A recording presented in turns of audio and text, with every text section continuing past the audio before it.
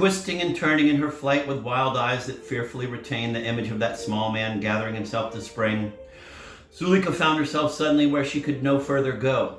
She was in that grim ravine by which you approach New College. At sight of the great shut gate before her, she halted and swerved to the wall. She set her brow on the palms of her hands against the cold stones.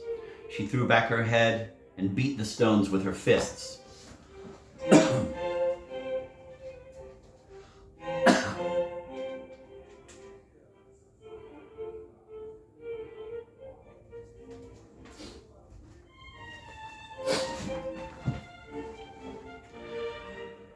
It was not only what she had seen, it was what she had barely saved herself from seeing and what she had not quite saved herself from hearing that she strove so piteously to forget. She was sorrier for herself, angrier than she had been last night when the Duke laid hands on her. Why should every day have a horrible ending? Last night she had avenged herself. Tonight's outrage was all the more foul and mean because of its certain immunity. And the fact that she had in some measure brought it on herself did but whip her rage. What a fool she had been to taunt the man. Yet no, how could she have foreseen that he would do that? How could she have guessed that he, who had not dared seemly death for her in the gentle river, would dare that? She shuddered the more as she now remembered that this very day in that very house she had invited for her very self a similar fate.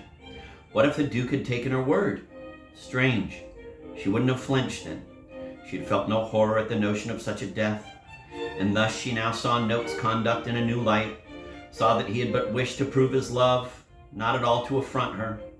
This understanding quickly steadied her nerves. She did not need now to forget what she had seen, and not needing to forget it, thus are our brains fashioned, she was able to forget it. But by removal of one load of her soul was but bared for a more grievous other. But by removal of one load, her soul was but bared for a more grievous other.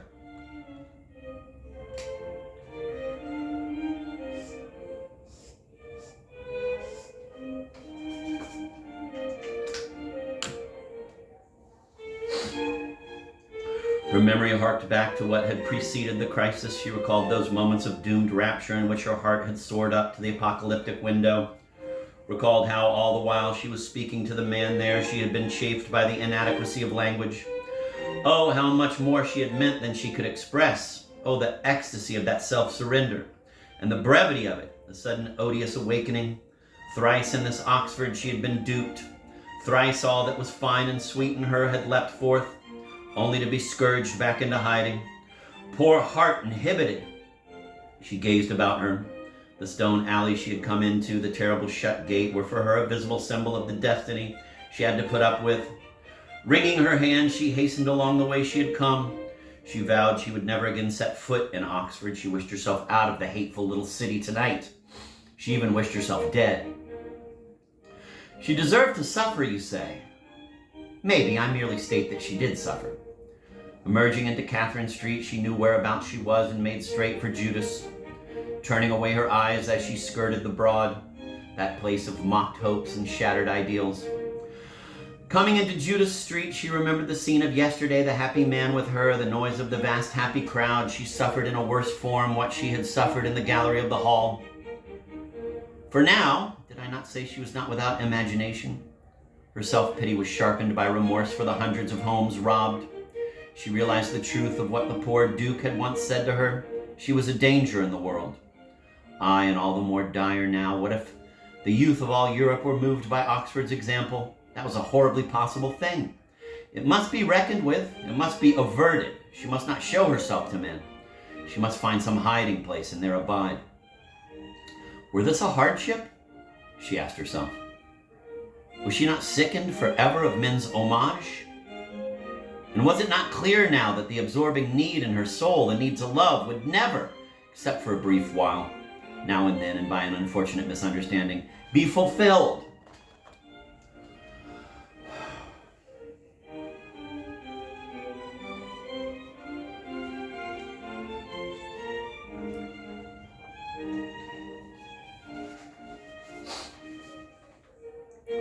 So long ago that you may not remember, I compared her favorably with the shepherdess Marcella, and pleaded her capacity for passion as an excuse for her remaining at large. I hope you will now, despite your rather evident animus against her, set this to her credit, that she did, so soon as she realized the hopelessness of her case, make just that decision which I blamed Marcella for not making at the outset. It was as she stood on the warden's doorstep that she decided to take the veil. With something of a conventual hush in her voice, she said to the butler, "Please tell my maid that we are leaving by a very early train tomorrow and that she must pack my things tonight."